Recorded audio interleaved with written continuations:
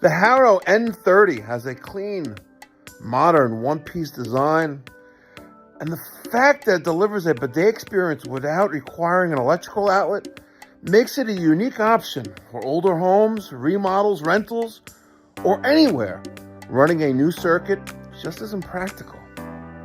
Installation was straightforward for any experienced plumber, and the finished product looks fantastic.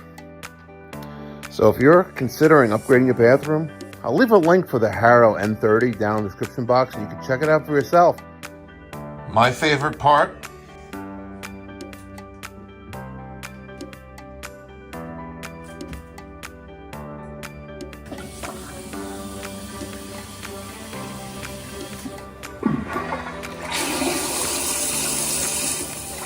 the dual flush feature delivers a powerful and efficient flush, quickly removing waste and water while preventing lingering odors, ensuring a consistently fresh and clean bowl.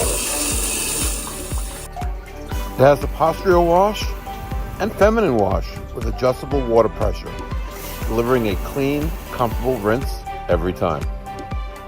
Now that it's installed and I've had a chance to look it over, here's my honest opinion.